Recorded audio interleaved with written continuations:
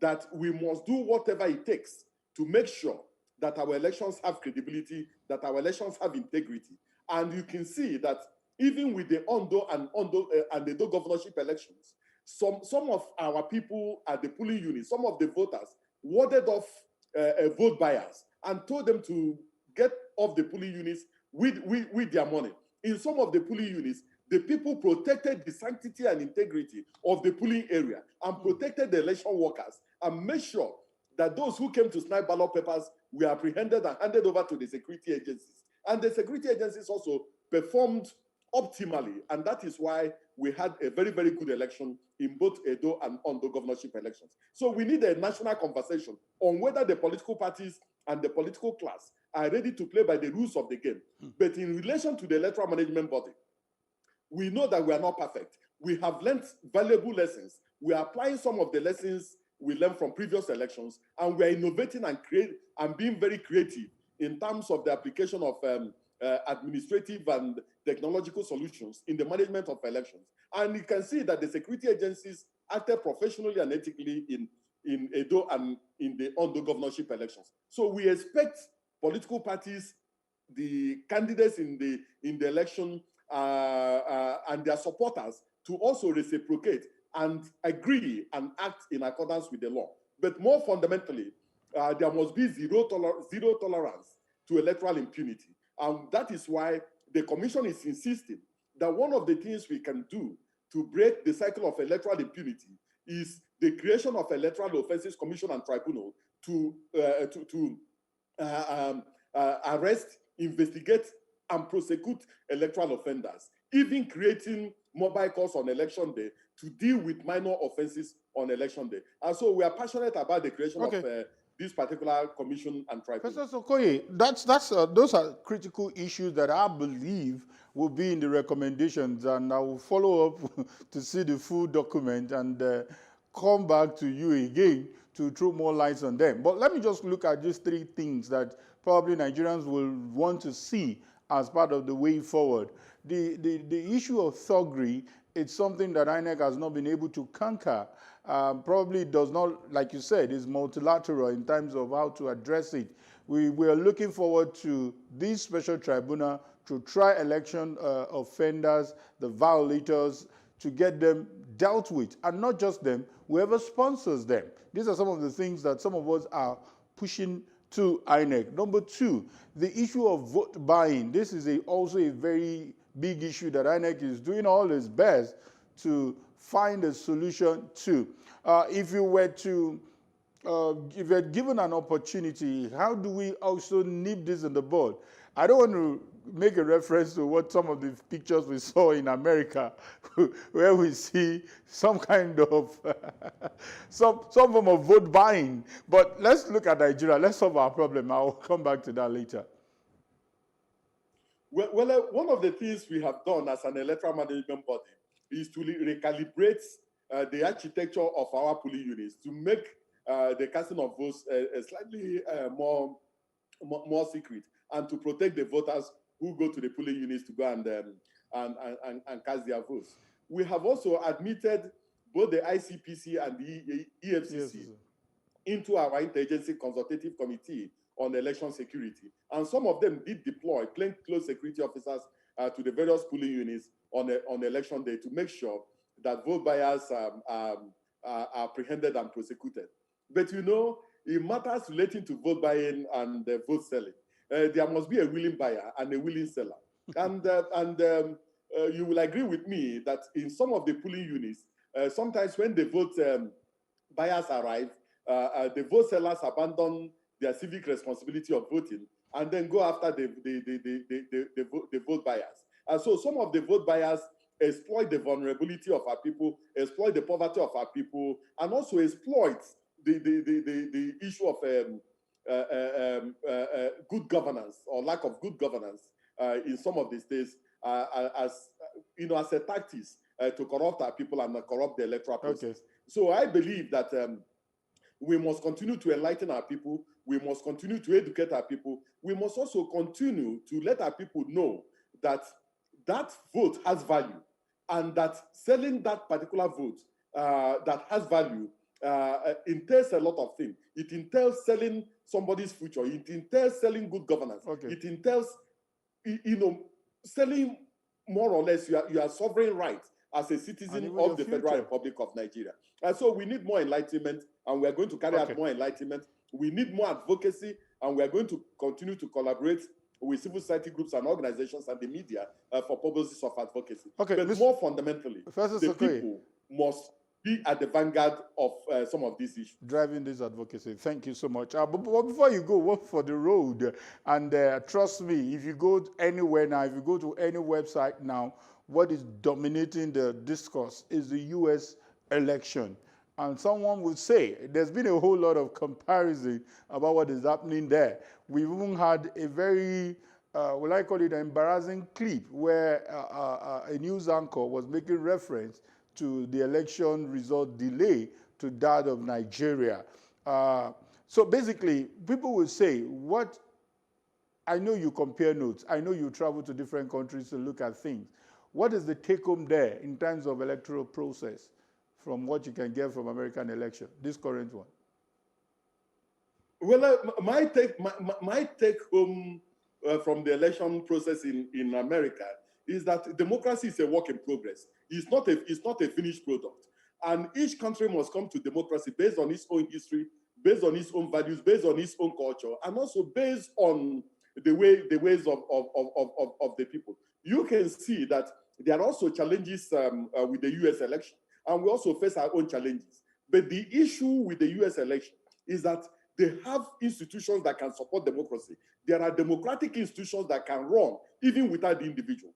Look at the people running the election. Most of them are volunteers who are serving their nation at no cost. And that is what is called patriotism.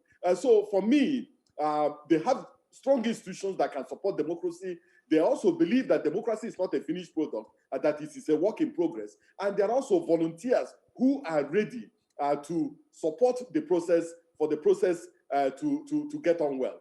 So I believe that there are valuable lessons to be learned from the US election. It's still a work in progress. We are still monitoring the situation. And I'm sure that some of the challenges they have, some of the lessons from the US elections will also inform our own planning for the 2023 elections. And I sincerely hope that they have not learned inconclusive election from Nigeria.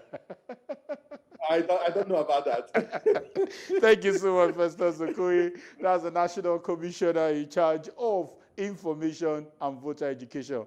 This has been quite educative. Thank you so much for your time. Thank you so much. I really wish you well. Yeah.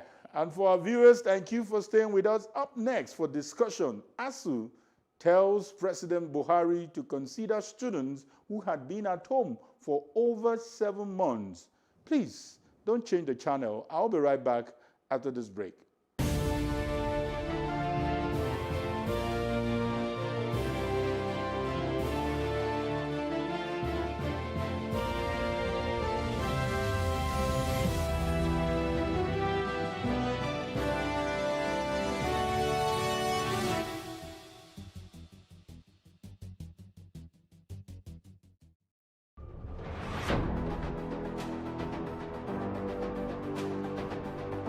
A lot of the jobs that exist today will not exist in the next 10 years. 10 years.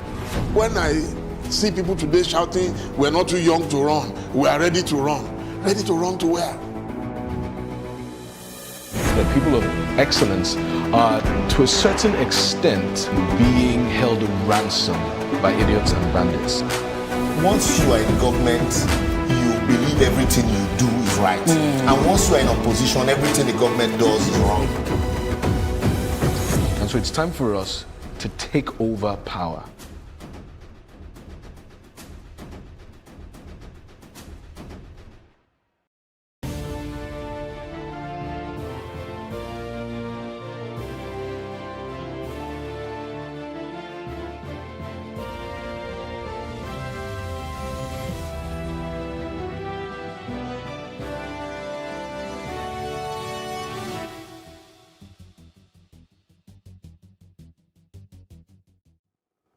Welcome back. It is still Plus Politics. The Academic Staff Union of Universities, ASUU, has asked the federal government of Nigeria to quickly attend to their demands, noting that they are tired of ongoing strike action. This was contained in a statement issued at a press conference on Friday by the Akure zone of the union, which comprised the chairman of the Federal University of Technology, Akure, Dr. Olayinka Awopetu, Ekiti State University, Dr. Kayode Arogundade, Obafemi Awolowo University, Dr. Adiola Egbedokun, and Federal University Oye-Ekiti, Dr. Gabriel Omonijo. In the statement, ASU said that the lingering industrial action of the union was to get the federal government to fulfill the agreement of 2013 and 2019 and not primarily about integrated personnel and payroll system, IPs. ASU also asked the federal government to pity the children of Nigerians attending public schools who have been sitting at home due to the strike embarked upon by the union. Joining us to discuss this, we have Professor Adebayo Kolawole of the Federal University of Agriculture, Abeokuta, and also public affairs analyst, Alester Wilcox. Good evening, gentlemen. Good evening. Good evening, Kayode. It's a pleasure being with you this evening. Yeah, good to see you again. Prof, let me start with you. Are you part of this, do you subscribe to this move by ASU? Because, okay, let me not preempt what people have said, because some people will react in a different way. Let me hear your view first. Okay. I am a member of the Academic Staff Union of Universities. I am a former secretary of my branch, the UNAP branch, and a former vice chairman of that branch. So, and I fully support the ongoing strike. Now, what I mean is the position now that you are not even perturbed about the IPs. You are more interested in the fact that children are staying at home. So the government should take the issue of your demand seriously. That's actually what I meant. Okay. Yeah, you see, you realize that most academic staff of Nigerian universities have their children in universities in Nigeria. So naturally, as parents, we are concerned about the long span of the strike. But the issues are still important. The issues are to the extent that Nigerian universities are not what they ought to be. And we have had previous agreements with the federal government of Nigeria on how best to move us closer to being at par with other universities elsewhere in the world. And unfortunately, federal government have been remiss in its duties to those agreements. So yes, we are concerned that this strike is going so long and students are the receiving end. But we also firmly believe that the issues we are fighting for is as important for us as stakeholders as for the students that are at home at this moment. Okay. Thank you so much. We only doubt whether or not our federal government realize that, because obviously most of their own children are not in this industry. Okay, that's a point to note. So let me quickly get Alester's opinion on this. I recall some of your position on the ASU strike. Let me listen to it again, whether you've changed your position. Thank you very much, Kayode. I have not changed my position. I think the ASU strike is one disservice to the nation. And I'm surprised at the hypocrisy of the people that raised that communique, talking about the federal government answering them fast. Now, a strike that has been declared since March.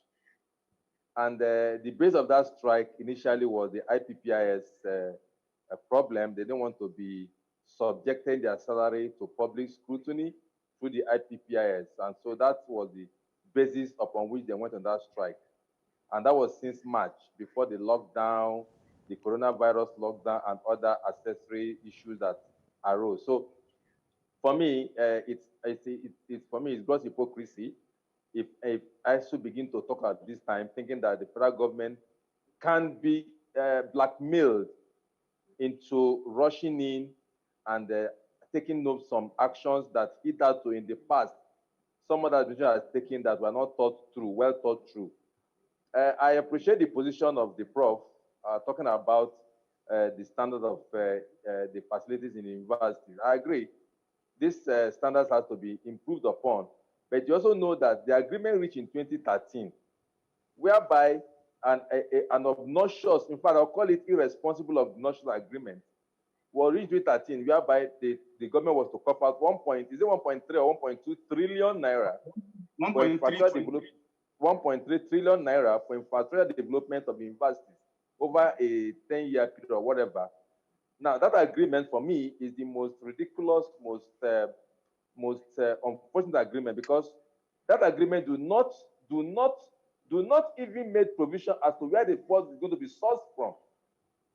The source of that funding was not made, and that is independent of the current funding for universities, whereby the salaries, allowances, other elements of lecturers are paid, universities are maintained. Now, this is additional funding of 1.3 trillion over a 10-year period in a country where our revenue profile keeps dwindling by the day. We do not want government to raise taxes. We do not want government to improve, to raise revenue. But we are asking government, we made an agreement asking government to cover 1.3 trillion additional expenditure on the investment. Sincerely, I think that that agreement has had in its addendum sources of that funding. I will be very home with it. But since there was none, we just play to the gallery. The university is supposed to be the highest echelon of intellectuals that are vast in economy, in science, in political economy and everything, and should know the revenue profile projection of the country's growth in the next 10, 20 years, and know if the country has that capacity. Okay. If they don't have, where would the fund come from? So these are the things that are lacking. So for me, Alesta, I wish I'm the one to engage you on this, but thank God you have an ASU representative who will explain. Now, what Alesta has brought in is that shouldn't there be a way of giving in from ASU? Because if ASU is saying that consider the children, are they also constraining the children in giving in some of these demands? Prof. I think, Alesta, it's unfortunate that you have bought into the drama being circulated by the federal government of Nigeria. The strike by ASU did not start with EPIS. That's a major misconception. The strike originally started with a warning strike on the renegotiation of the 2009 agreement. And in 2013 and 2019, the federal government set up different committees on this renegotiation. But the renegotiation did not actually take place because it kept being postponed on the author of, okay, we will meet, up till a stage where ASU had to come in and say, look, we need to actually discuss this. So that's one big one. The other big one was the issue of the revitalization fund that you mentioned.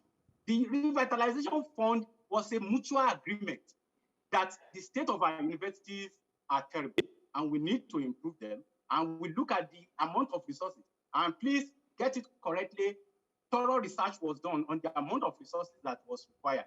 And the Nigerian Ministry of Finance was duly represented in all of these meetings, and they know the assigned positions where the resources for funding this will come. You recall that in that year, 2014, the year after 2013, federal government released the sum of 200 billion naira to the universities in the hope that subsequent tranches will be released on an annual basis for the development of the universities.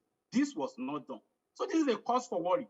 And every time there is a ranking of the universities across the globe, everybody talks about Nigerian universities not being there. So the concern for the children has always been paramount in all of these discussions. Because what is the point of having a group of 100 students in a laboratory that is built for 20 students? So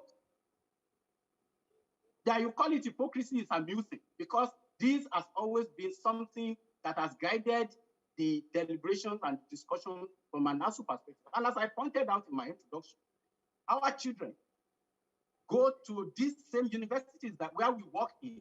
Unfortunately, the children of the representatives of government are not in these same universities. So they can afford to toy with the future of Nigerian children. And that is the point that communique was making. That communique is not saying that is the reason we should call off our strike, or that is the reason the federal government should come to the table. It is only pointing out to the fact that we are concerned about it, but we still maintain that the issues at stake are important and we need to pay desired attention to it. Okay. Now, coming to resources to deal with the funding of universities, how can you convince me that the federal government does not have resources to fund existing universities, yet new universities are being created by the same federal government? So there are issues of insincerity and lack of transparency all over. The EPIS issue came in as an additional issue. And you will recall that when the strike started, ASU members didn't join EPIS. And note that universities are not the only institution of government not on EPIS. But ASU members didn't join. Okay. Because they told us that unless you sign in and make your fingerprints, you cannot join EPIS. That is the way it was wired. But unfortunately, we realized that was a lie, because subsequently, they migrated us onto Prof, I will come back to you. Let me bring in Alesta again. Alesta, while you're going to react to some of the comments he made, I want you to also include this in your response. And looking at the communique again, the communique mentioned that we are not even looking at the IPPIS issue. We are looking at other demands, which include bring these facilities up to the standard we're talking about, attend to the agreement you made, which you also mentioned in 2013, and we've seen government saying that no thanks to the past government, but whose fault is it? An agreement was signed and government is a continuum. I agree, Kayode. I'm enjoying the prof. I wish he was one of my lecturers when I was in university. He's quite sound and quite technical. I would have been an academia myself, if not for a few things that I started to go into the industry. At the time, I was. You don't want to be paid small money, right?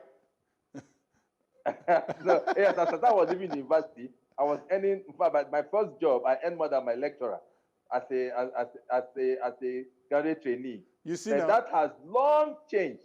That has long changed, and the universities are having a very fair deal, more than quite enough. If I had known, I would have taken that pay cut then and joined the university system. Maybe I would have been a senior prof by now. But that is just by the way. Sincerely speaking, I know that a lot has been done at the university system. And the prof, you will agree with me that the nation, that's why I said ASU as the echelon, as the think tank of the nation, because I mean, there's not that group of persons that possesses the capacity, the resourcefulness, the intellectual group as ASU in this country, in terms of trade union, in terms of a grouping. I mean, if you come to we, the accountants, we only have one area we focus on. The lawyers have one area they focus on. The engineers, one area. But ASU is a conglomerate of every facet of the nation's intellectual capacity.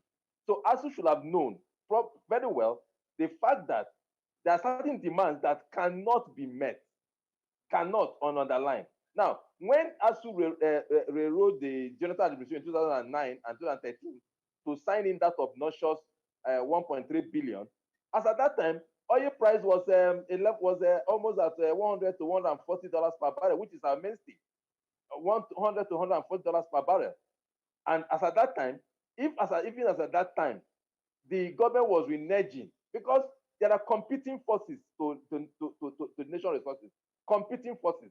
Now, UNESCO wants the country to spend 26% on education. The health group wants the country to spend 20% on health. Now, we want the country to spend about 30% on defense. So there are competing, and if the economy is not expanding, you discover that it will be difficult to meet such demand. As such, that should not even be a purpose of ASU strike, because They are not living in mass or in other countries. They are living in the country, and they know the revenue profile of the country. So that's why I'm saying the issue of where this will come from, where this funding will come from. Should there be a shortfall in revenue? Where will it come from? Today, we are talking about ranking Nigerian universities. Nigerian universities, the Federal universities, are the cheapest in the world. I was with the NMA, sorry, not NMA, and National Association of Resident Doctors president one time, and I said the cost of training a doctor in Nigerian university is a peanut compared to what is to train a doctor in the UK. Now, the same thing to the Nigerian universities, and thank God for it. If not for that free education we enjoy in Nigerian universities, maybe some of us will not be able to go to university. But Nigerian university is the cheapest in the entire world. So if you're looking for facility that will match where it is in the world, then you must charge adequate fees, because there's nowhere, even in the UK, in America, in Australia, wherever it is, people pay school fees to the universities. But in Nigeria, it's not so. We don't pay school fees in federal universities. So where will this money come from? And then we are talking about opening universities. It is because of the population. When I was in university, we were just 180 in a faculty, 183 in a faculty. In my department, we are 43. Today, that 180 is not even up to one department in the university. Okay. So the Alester, I'm so sorry. You're used to this. Our time is always fast spent. But I will be fair to both of you in 30 seconds, please. I beg you, 30 seconds. What is the way out? Because it has become a culture. One government comes in, another government comes in, different parties, strike has become a recurring decima. Prof, what's the way out in 30 seconds? Okay, thank you very much. I think it is unfair to say that ASU is not providing solution. I mean, a very recent example is the UTAS that has just been provided by ASU and that is being tested by government. You see, the World Bank and foreign bodies will come in and advise our government. Our government will listen to them and not listen to our own intellectuals locally. Do you know that on EPs, the consortium that developed EPs charges 23 naira for each person that enrolls on EPs? Meanwhile, we have provided an homegrown solution done by our own intellectual, which is superior to EPs, that's the UTAS, at no cost to the federal government. Yet, the federal government is unwilling to take it. So the decision-making power that government has, they have not I'm afraid we might not be able to take more solutions. And dialogue. Yeah, you've been able to react to an opinion, but trust me, maybe the solution will continue on all our social media. Your time starts now, Alester. No, certainly, I appreciate the university. I'm a product of the university system, but at the same time, I am not in support of this constant strike. Strike should not even be had in our universities any longer. ASU should continue to train out quality students, because right now we don't have quality students. And it's not true that the children of the government are not in the schools. Some of them are there. Not every government official has their children abroad.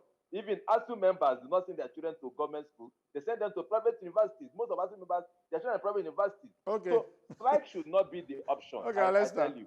Strike should be Alester, thank you so much. This only means that this conversation would have to continue on all our social media platforms. Prof, I invite you to subscribe to our YouTube channel. Let this conversation continue. A lot of people will read up some of your continued conversation with Alester. Alester, I think you're already a subscriber, so let's continue the conversation there. And to our viewers, I'm sure you still want the conversation to continue, but we have to go for news. But before we go, let us take a short breather, and I will be giving you my take on this issue. Please don't go anywhere.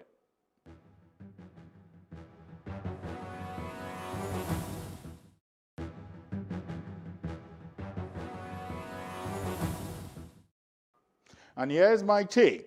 So sad that lessons are yet to be learned. It is even sadder that while I was in school, I meant in university, we were constantly being reminded of good old days of when our tertiary institutions competed favorably with University of London and some top universities across the world, while we admitted that That was our fate to bear, with over 150 students to a lecturer in classroom, and that very soon things would get better. No, it was not getting better, it was rather getting worse. The saddest part of this whole issue is that the folks in power are immune from this continued depreciation of standards of the facilities, as their children are in their numbers schooling abroad. And for those who are relatively moderate, uninterrupted private universities are their quick options. As long as the lecturers stick to their guns and government refuse to budge, let the two parties remember that it may no longer be a case of the grasses that suffer when two elephants fight. It may turn out to be the onlookers of the falling and helpless elephants. And that's my take on today's edition of Plus Politics. Plus Politics returns same time on Monday. We'll be coming up with fresh edition of the program. I remain yours truly, Kayode Ladende.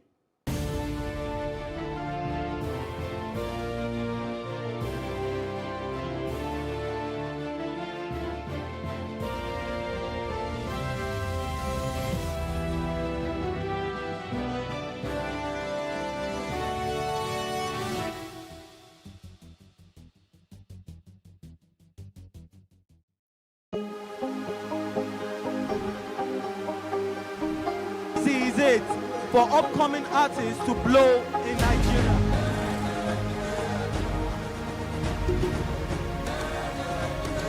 Welcome to Plus Trending. I am Buki November, your host, saying thank you for joining us on today's episode. Welcome back. It's tea time on Plus TV Africa. Practice makes perfect. I'm not perfect yet, but I'm a lot better than I used to be. He's a king. He's entitled to marry 100 if he wants to.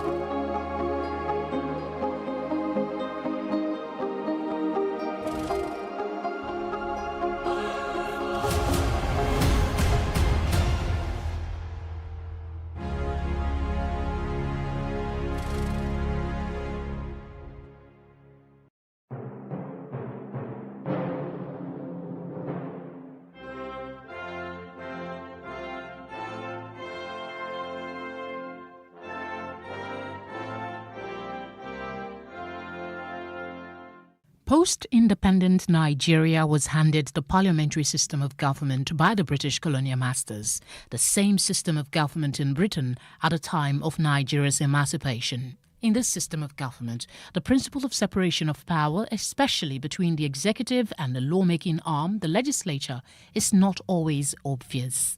It's a system whereby, the parliament operates as both the legislative arm, and from among the parliament, you equally have the head of government. What it means is that the prime minister is both a lawmaker and the executive, officer, the chief executive, because whatever is happening in the parliament, he is part of it. The system developed from the principle of not concentrating too much power in the hands of one man. It's developed from the understanding that power corrupts, and absolute power corrupts absolutely. So the need to separate powers and get the people's representative to govern them is an underlying principle that gave rise to the parliamentary system of government. Scholars are of the opinion that because of the peculiarities of the newborn nation at the time, certain aspects of the system she inherited from her colonial masters and used from 1954 and even after independence were abandoned shortly after the coup in 1966. The long, run of the implementation of that system, the use of that system in, the governance of Nigeria, beginning from the last couple of years of colonial rule till the first 6 years or 5 years plus of independence, the system was used. The coup truncated not just the use of the parliamentary system of government, but also the First Republic, civilian government. The military came in the wake of the coup and governed Nigeria from that January the 16th, 1966, until October the 1st, 1979. During those years, Nigeria didn't have a civilian rule. Nigeria was governed by different military governments. First, that of Aguiyi Ironsi, and then we had General Gowon, and then in between, we had Murtala Mohammed, and then General Olusegun Obasanjo. It was not the coup, actually, that made us to abandon the system, because we still had an opportunity to, continue the system in 1975, when arrangements were made for a new civilian government to be handed over to for the Second Republic. But the committee that was set up by government to recommend, a system of government for Nigeria for the Second Republic, in their wisdom or unwisdom, recommended the adoption of the American-style presidential system. The presidential system of government, on the other hand, is a democratic and republican system where the head of government is elected across the country, which is distinct and separate from the legislative arm, who are elected in their constituencies and senatorial districts. Now, having experienced these two systems of government, how do they work for a heterogeneous nation like Nigeria?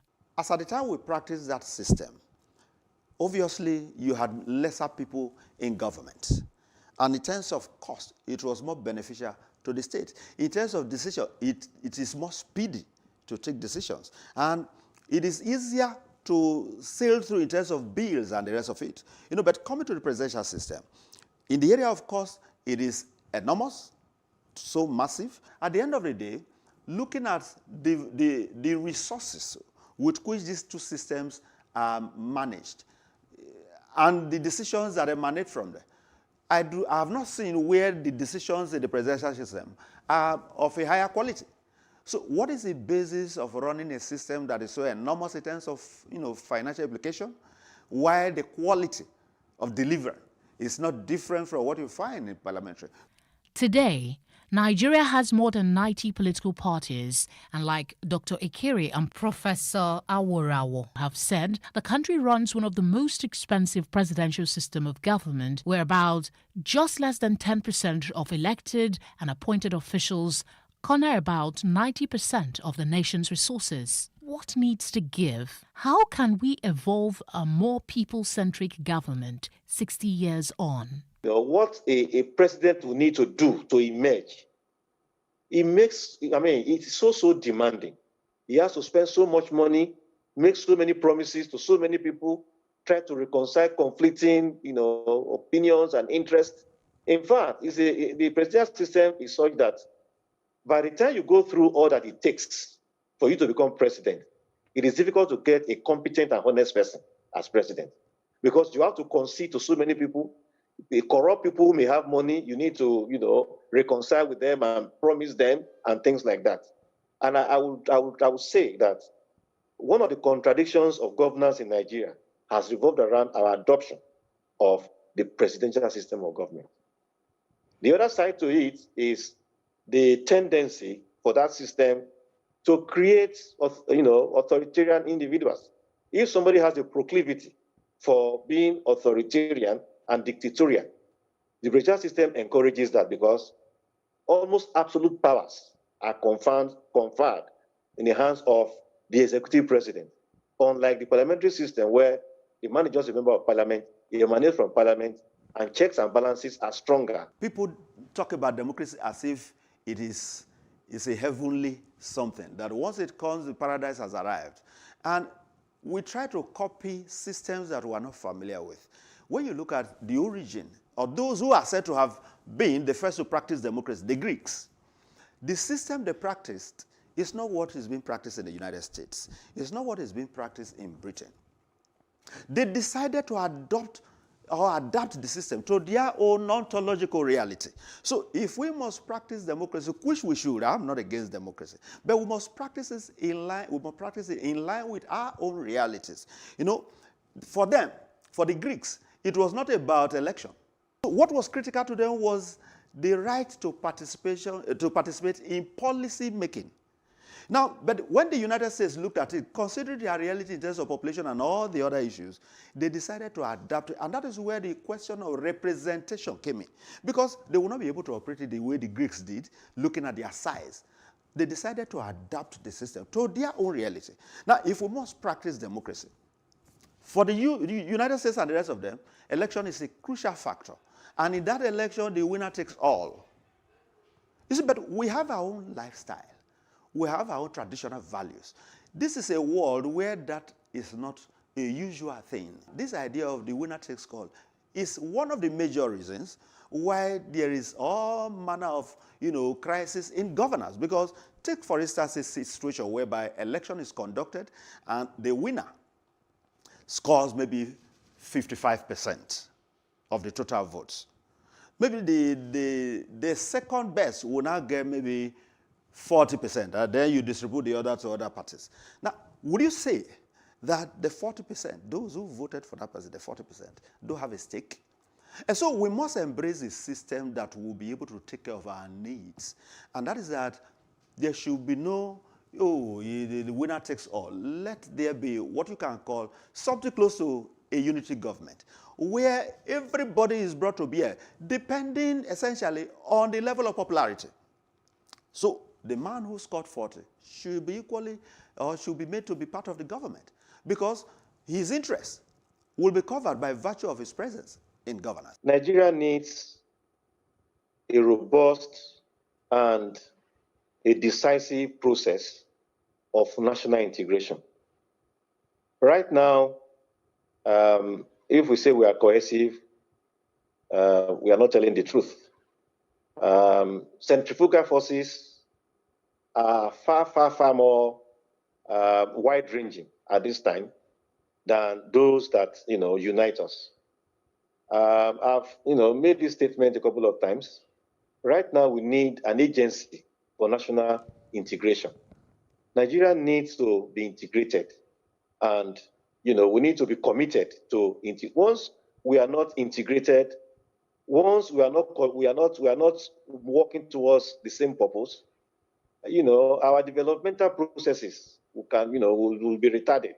Indeed, promoting a true sense of national integration is one that requires urgency as Nigeria marks 60 years of independence amid unrest, ethnic and regional tensions. There have been efforts, no doubt, but why are they not yielding the desired results?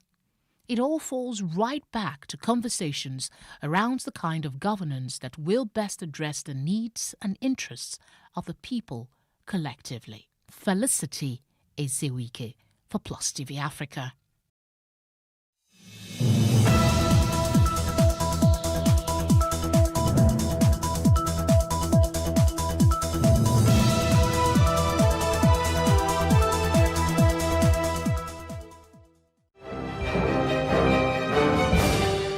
Thanks for joining us on News on the Hour on Plus TV Africa.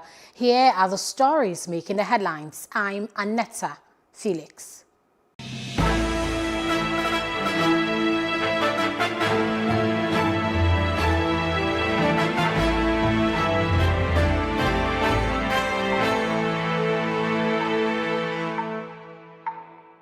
The Nigeria Center for Disease Control, NCDC, says a total of 59 new infections of COVID-19 were reported in the last 24 hours. The NCDC made this known via its verified website on Saturday. The NDC has conducted about 681,599 tests since the first confirmed case was announced in the country. It said that the new infections were recorded from 8 states with no COVID-19 related deaths in the last 24 hours in Nigeria. The Oyo State COVID-19 Task Force has threatened to shut down any school, religious center or workplace that violates the COVID-19 protocols on the use of closed spaces. According to a statement issued by Taiwo Adidas, the Chief Press Secretary to Governor Seyi Makinde, the task force enjoined the management of schools, workplaces and religious centers to ensure strict compliance with the established COVID-19 protocols. He explains that the advice became necessary following the discovery of a COVID-19 case in a tertiary institution in Oyo State. The task force urged urged all the public not to panic, as necessary protocols needed to effectively manage the disease and as well as psychological support has been provided for the institution.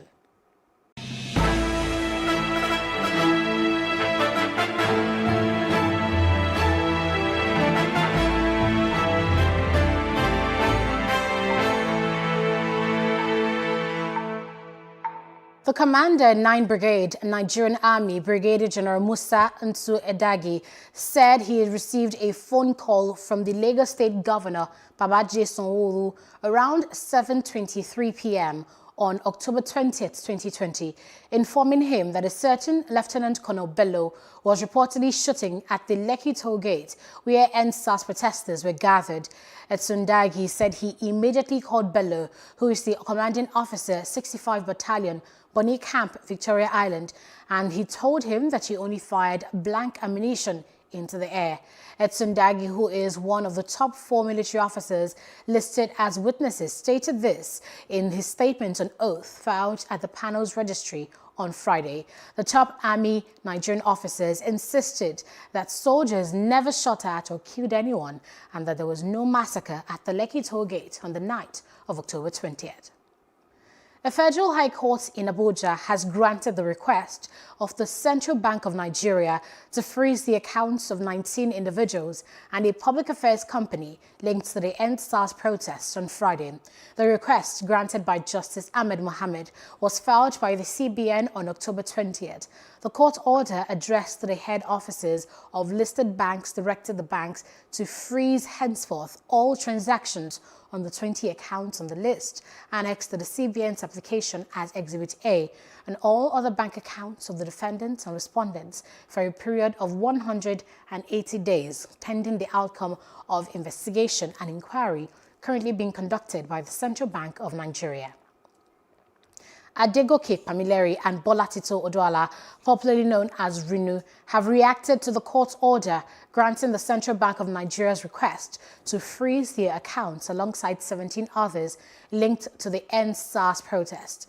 The request, filed by the CBN on October 20th, was granted by Justice Ahmed Mohammed of a federal high court in Abuja to freeze transactions on 20 accounts for a period of 180 days. Reacting to the developments, Rinu took to her Twitter page, saying the court order would not discourage her nor stop her from protesting if the need arises.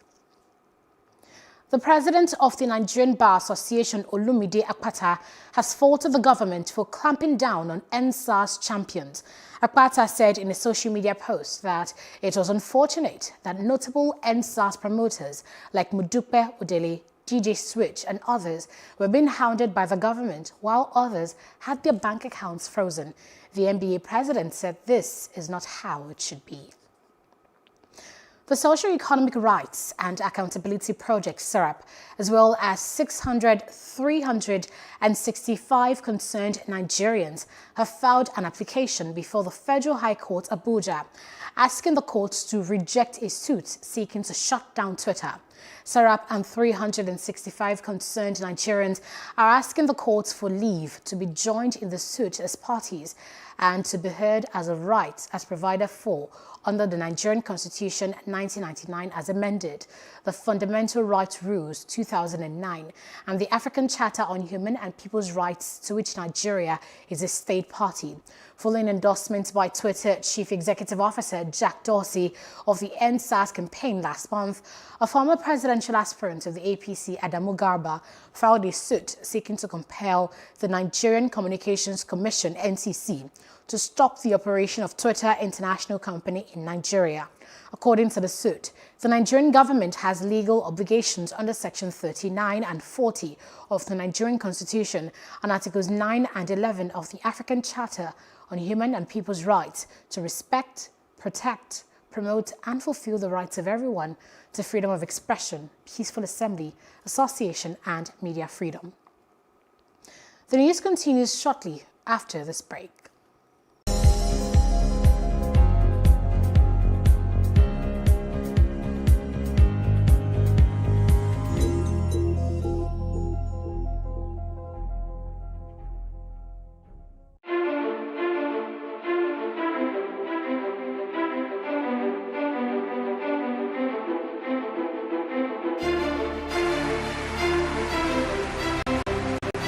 This medal has been directed to empower 1,000 persons with disabilities in each state in the next 12 months. We now start.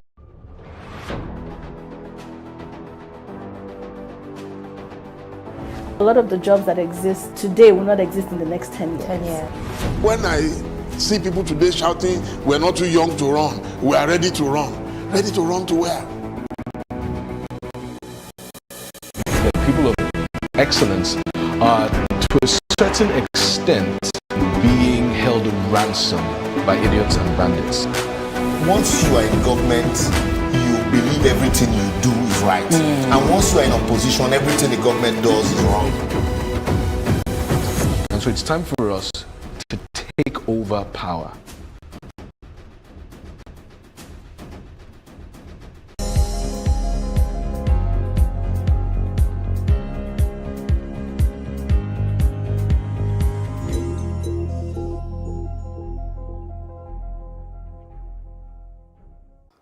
A public prosecutor says opposition candidates in Côte d'Ivoire election will face charges of terrorism and up to life in prison for denouncing the vote and creating a rival government after President Alassane Ouattara's victory.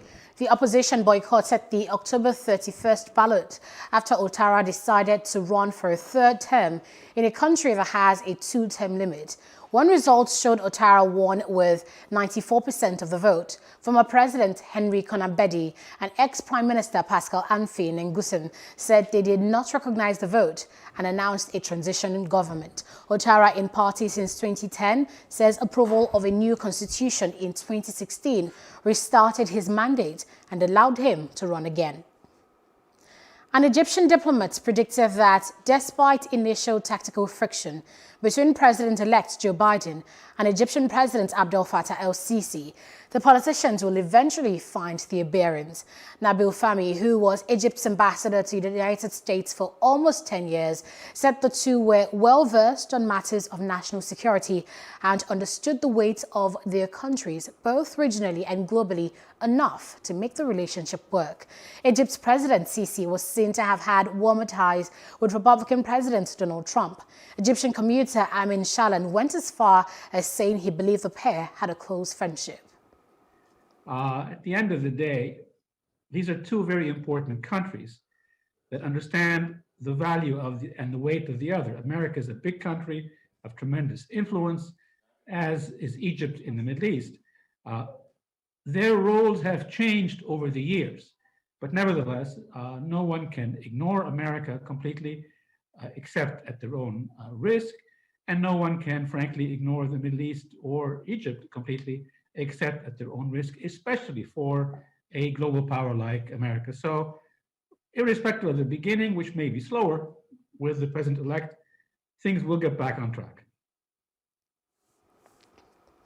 And outside Africa, President-elect Joe Biden declared it was time to heal a deeply divided America in his first speech after prevailing on Saturday, even as President Donald Trump refused to concede.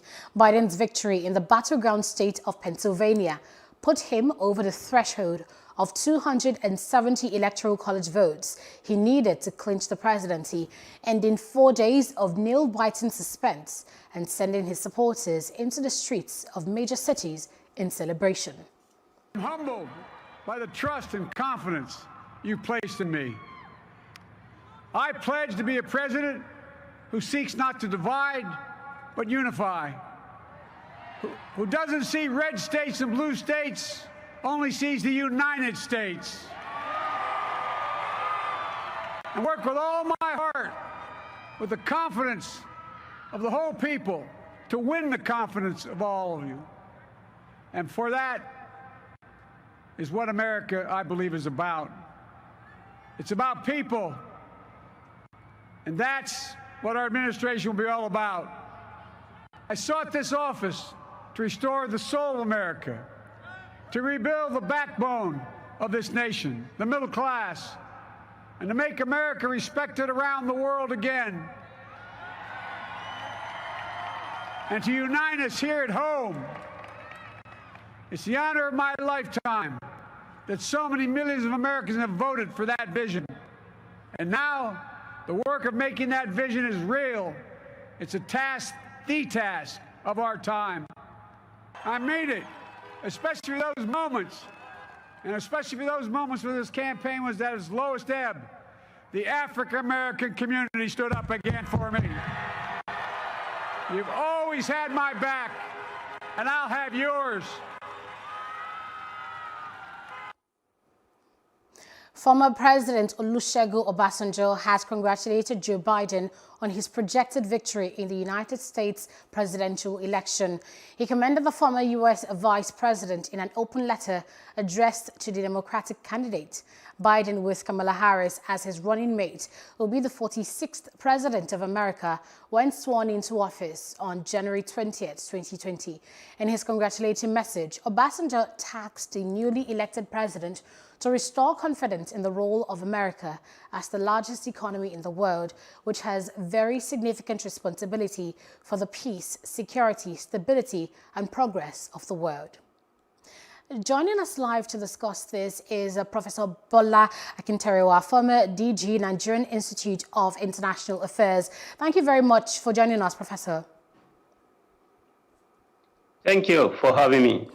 From the tone of congratulatory messages from world leaders, including President Muhammadu Buhari of Nigeria and even former President Olusegun Obasanjo, what should Nigeria and Africa at large expect? We should begin to expect better days to come in the relationship. Bearing in mind the fact that under Donald Trump, Africa does not have any strategic position. There wasn't any special attention, any importance attached to Africa. But we now have Joe Biden, whose attitudinal disposition is more favorable to the making of a better relationship between the United States and the African continent in general, and between the United States and Nigeria in particular. So in this case, I will expect that the disposition of the United States will be better. It will be friendly on many grounds. First of all, you know quite well that Africa has been tilting towards the Chinese. The Americans are much concerned with this type of relationship in the belief that, look, Chinese using soft power approach is concretizing its influence in Africa to the detriment of the Americans. And they don't want this.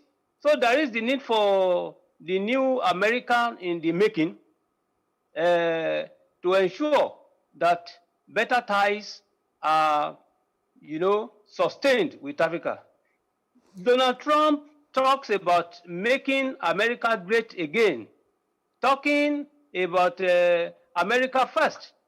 Under Joe Biden, it's no longer going to be making America great again, but making America respected again.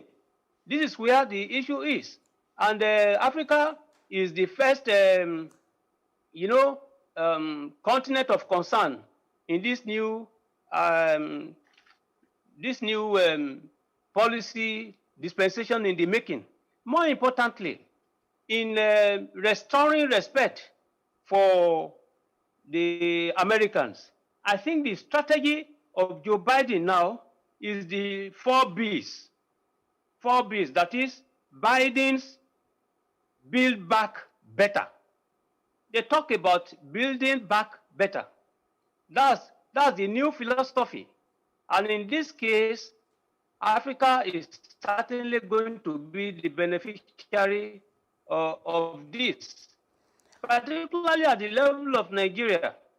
You know, the United States seriously needs why? To be able to contain the spread of terrorism, particularly in the Gulf region.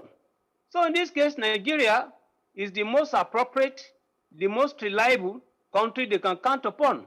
Let me remind you that the Africa Command of the United States, which is currently headquartered in Stuttgart, in Germany. They wanted to relocate the headquarters to Africa. And when they had in mind Nigeria, they consulted with Nigeria. But the elite opinion, expert opinion, military strategists thought that, look, there shouldn't be any basis to have it headquartered in Nigeria. Small countries like the Gambia, Benin Republic, all these countries, they want the headquarters. But the United States didn't want that. They want Nigeria. That's to let you know the importance attached to Nigeria as a strategic location. They want strategic partnership, which has not always been translated into meaningful construction. Ambassador Jokeshi once said that, look, yes, we have this strategic partnership on paper, but it has never been translated into action. I think under Joe Biden, constructive meaning can be given to this. That, right, look, Professor. This time, Africa command can be an issue. So, Professor, how about the world, especially the conversation around world climate change, the WHO, and the U.S. allies? What should the expectation be, towards Biden's presidency? I can assure you that we are now going to witness the beginning of a new world order in the manner of the United States. First of all, the beginning of joy, of happiness, does not necessarily translate into end of bitterness, end of unhappiness, in the sense that we have, for instance, Joe Biden. It is joy for Joe Biden, but it is bitterness for Donald Trump. Donald Trump did not give any meaning to climate change, but Joe Biden is interested in it. That is the passion. We should expect that one. The Iranian nuclear deal, for instance, Donald Trump withdrew from it, bastardized it, gave it a nonsensical meaning. But Joe Biden is against that.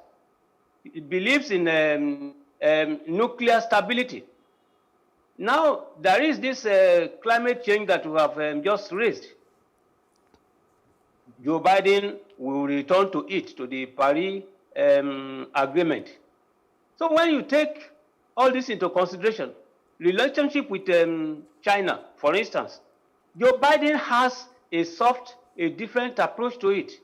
He doesn't want to fight China, but he wants to do precisely what the Chinese are doing in Africa, but in a more competitive, substantial manner. In other words, Africa now is now going to have many suitors competing to woo her as a new wife. So in this case, the expectations are that under Joe Biden, relationship with the traditional partners of the United States will be revisited, and things will go normal, and we can then expect that under normal circumstances, and particularly with Joe Biden looking at the possibility of healing. He doesn't believe that you make America great by dividing. No, he wants to make America great this time by unifying, by uniting, by encouraging fairness and justice in the system.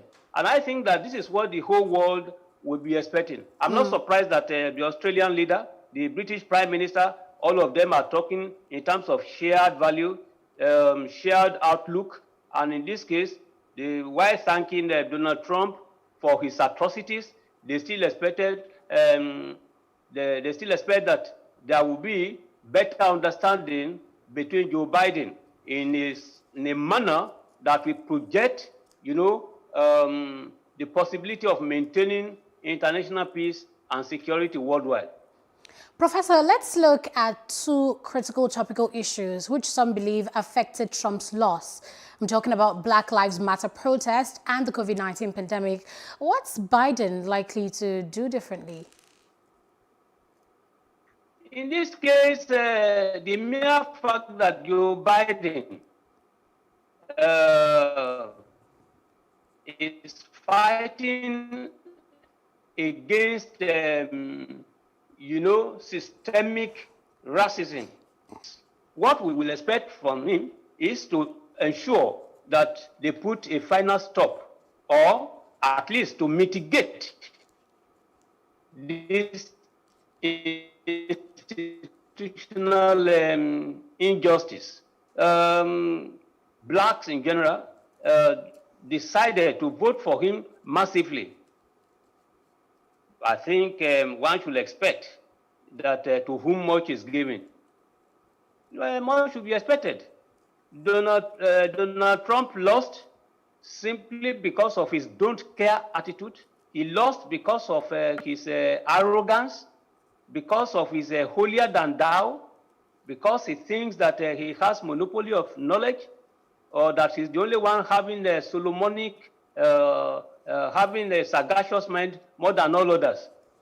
But Joe Biden, with more than 4 decades of experience as an establishment man, very gentlemanly, and at the end of the day, more soft-spoken, I think he will carry this character of his to the black world, to the African American world, to the world of the people that have been given, a world of injustice. And in this case, he will address that. The mere fact that he's talking as a Democrat, Democratic Party in the United States has generally been more sympathetic to African concerns, to black concerns generally. They've been talking more about fairness in the society. So I wouldn't expect anything less in reaching out to all of them. And lastly, Professor, before the swearing-in on January 20th, 2020, how strategic can Biden engage Trump's policies? How? I didn't hear you well. We're trying to find out how you could suggest, in your expertise, for Biden to engage the policies that Trump has put in place before he's sworn in on the 20th of January, 2020. Sorry, what happened was that there was a power outage. Yes, I'm connected with you now. All right. So do we have you back on air now? Yes, I can hear you very well now. Okay. So we're trying to find out, what you think and how you think the president-elect can strategically, address and engage with the policies of Donald Trump before he's sworn in next year. Okay. In this case, I think we should be talking about case by case. When you take a particular policy, then you can address it constructively. One, on climate change, he needs to quickly sign an executive order replacing the old order. So how to go about it would first of all include this signing of executive order. It doesn't need to go through congressional processes, which can delay. So that's the first one. The second approach can be for him to send diplomatic notes, all right? Let me say officiously in advance, pending January 20, to the traditional allies of the United States, telling them what he intends to do to prepare to build trust, confidence, well in advance.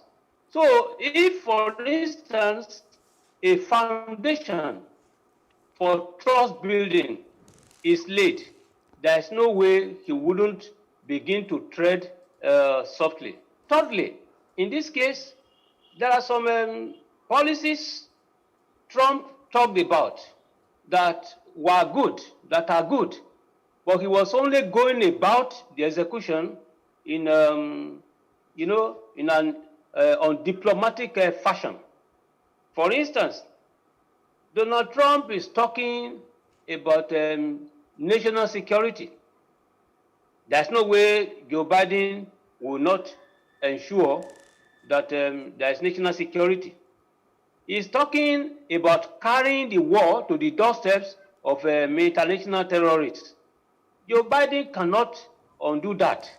So what will happen in strategically dealing with some of these policies will be to reaffirm as well, to say, look, there will never be any compromise with terrorists. So in this case, that reaffirmation will be a good strategy. All right, Professor. Unfortunately, we're out of time right now. We really appreciate your thoughts and your time. Professor Bola Akinterewa, former DG of the Nigerian Institute of International Affairs. Thank you for having me. It's a pleasure. And that's our news roundup of events at this hour. For more stories, please follow us on all social media platforms on Facebook, Twitter, and Instagram. And do subscribe to our YouTube channel at Plus TV Africa. We will be back later with more stories making the headlines. Do join us. I am Aneta Felix.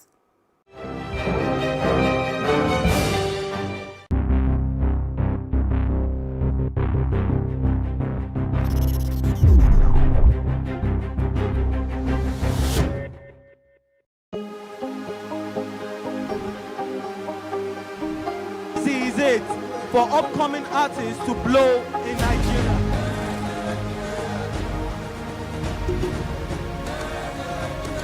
Welcome to Cross Trending. I am Buki November, your host, saying thank you for joining us on today's episode. Welcome back. It's tea time on Plus TV Africa. Practice makes perfect. I'm not perfect yet, but I'm a lot better than I used to be. He's a king. He's entitled to marry 100 if he wants to.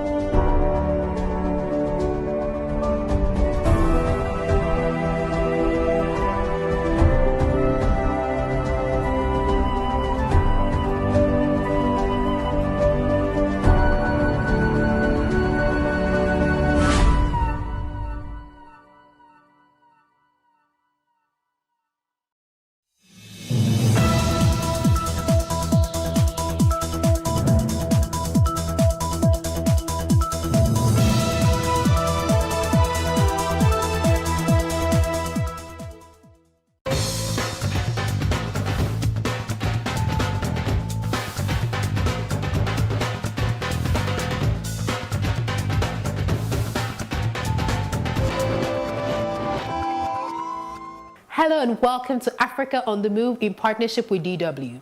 On today's show, we'll be focusing on children in Africa, from the children in the slums to saving babies from HIV to former child soldiers and child slaves. Now, Africa's child population is projected to increase by 170 million between now and 2030, taking the number of the continent under 18 to 750 million. But how is Africa investing in its young? We start from Nigeria, where Isaac Omoyele believes every child in the slum should go to school. Let's take a look at Isaac's project in Lagos. The word success is part of his name, and Isaac Success Omoyele has high aspirations.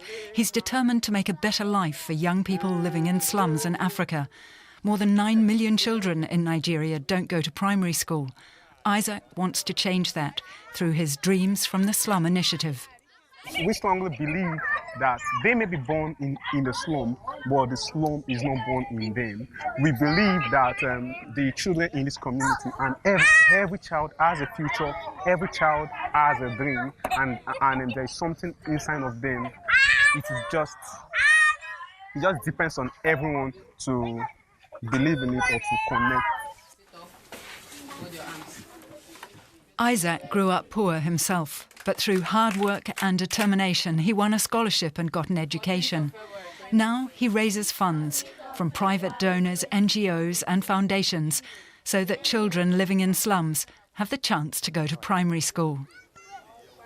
Growing up was very, very tough for me.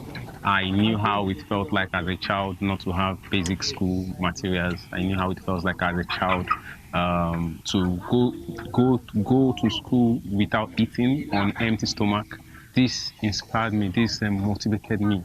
You know, I said to myself that I could do something also to help other children in the same community where I grew up from. Isaac's initiative also supports internally displaced people in Nigeria.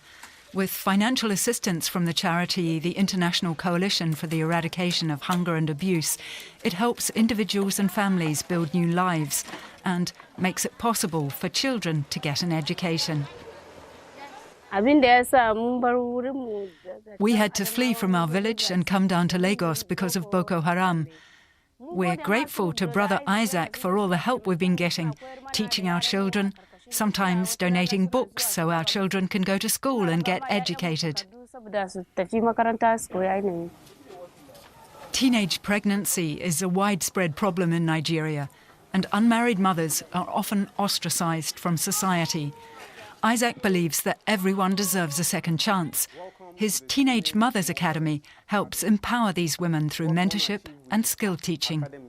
We have professionals in different fields that would counsel you and advise you rightly so that you can become your dreams. So the fact that you have a very beautiful baby now does not mean you cannot become whatever you still want to become. You can still be a successful lawyer, you can still be a successful businesswoman, you can still be successful at every field. The first lesson for the young women is for them to learn to believe in themselves. Awesome. Thank you. Abdulaziz, what do you want to become in future? Doctor. He says he wants to become a doctor, and I believe that dream is so possible, and that is why we are making access to education. Since he founded his initiative in 2013, the social activist and child advocate has made it possible for at least 50 children a year to get an education they otherwise wouldn't have had access to. And he dreams that one day every child born in a slum will have that chance. Malema. Oh, yeah, come now.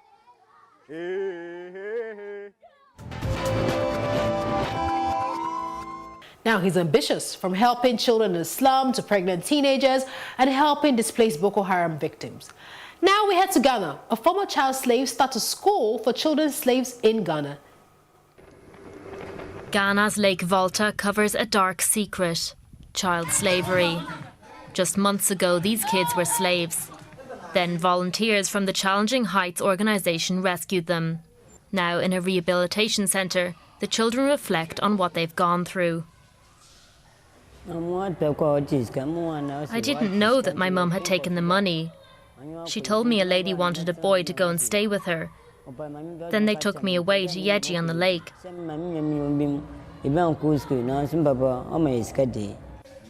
16-year-old Ko is only in 4th grade. He has a lot to catch up with. Getting kids back to school was exactly what James Kofi Annan had in mind when he founded Challenging Heights. He himself used to be a child slave on the lake. The thing that I dreaded most, and every child I worked there always dreaded most, was diving to remove trap nets. And I was trapped so many times. I am just lucky that I survived. James was 13 when he escaped from his fishermen slave masters. He worked hard to get through school and then university. He finally became a bank manager. And he started helping others by founding Challenging Heights. All that we need from you is the willingness, the enthusiasm to want to work. So that more women can have a better living and stay with their children instead of opting to sell them. At the moment, this school run by Challenging Heights has around 700 pupils. The school provides shelter for the children. Despite many of them residing in the school compound, those who opt to stay elsewhere are at constant risk of being trafficked. We're doing door-to-door education, educating parents on the importance of education to their children. And James would always be on us. Are the children coming to school? You need to go to their homes and bring them. These children are reading in the library instead of diving for trapped nets. Without James's effort, many of them would still be trapped in Lake Volta. But even then, the former child slave is frustrated. Despite his work, James watched Ghana's rating worsen on the Global Slavery Index. It is just the failure or lack of actions on the part of government that is moving us to Tier 2. When James sees fishing boats on the shore of Winneba, he knows exactly what to do. Rescue the children and, at the same time, help mothers. He aims to help at least 1,000 women annually and to prevent around 2,000 children being sold into slavery. Now, from schools in the slums and schools for former child slaves, we head to the Kingdom of Lesotho, which is an enclaved country within the borders of South Africa with schools for shepherds. When the evening sets in here in the village of Semankong, Julius Majoro and his sister Jamina head to their other job, teaching. Julius started this school 10 years ago. With the colder weather, the shepherds descend from the mountaintops to pastures that are closer to the school. Students don't get education credentials, but have the chance to learn basic skills. I want to teach them Sesotho, maths and English, and also some skills. We also want to help them to grow socially because they have been isolated. So they used to be alone. They need someone to encourage them and also to counsel them regularly. Learning is intense. During the day, these boys tend to their cattle and sheep, and it's only during the night they can spare some time to be here while the animals are safely hatched away. I come to this school because I cannot read or write. I realize that this is the only place where I can get help and education. After a month, the boys are happy to see each other again. The school ends at 10 o'clock, and after having dinner they return to their flocks. Many of them have to walk several hours through the night. Julius became a shepherd at the age of 14. His family was poor, so he had to look after the animals of a local farmer. After working for him for a period of 1 year, the farmer gave Julius 6 sheep, enough to help him go back to school. Today, Julius is a farmer himself. As of now, he has not earned any money, but he is happy to help others who are now in similar circumstances that he used to be. No matter how, but my passion is just to help people because for my side, I think we are on earth on purpose. We are not here by mistake, and we have something specific to do on earth. That's my intention. That's why I want to invest my life to the shepherd. For many boys, shepherding is a cultural obligation. Boys have to help their families get their own animals. However, Lelahonolo Masota has different plans. He is one of Julius's pupils and he would like to work in the city. For him, the toughest part is the loneliness he endures in the mountains. It was painful to leave my parents because we do not even have the means to speak to one another. Sometimes we can call each other on a cell phone. It is tough, and when I want to walk home, I have to take a long journey. Our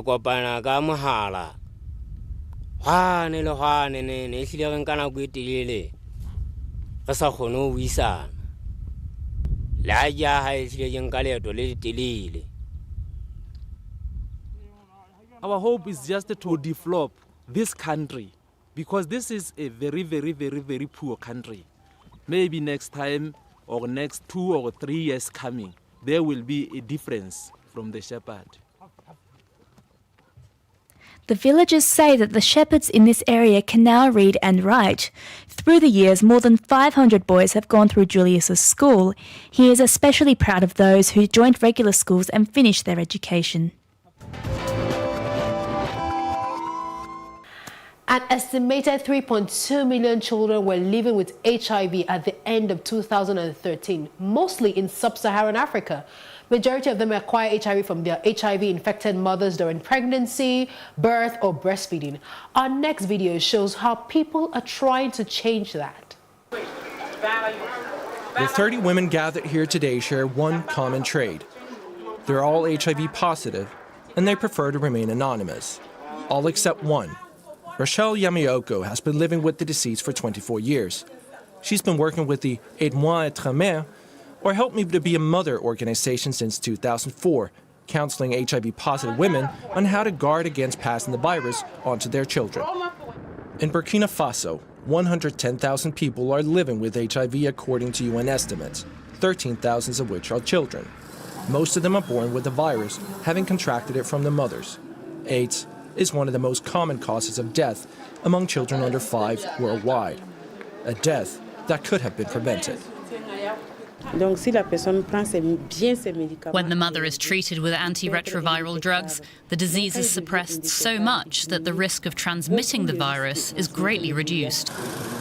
These drugs are provided free of charge by the Burkina Faso government.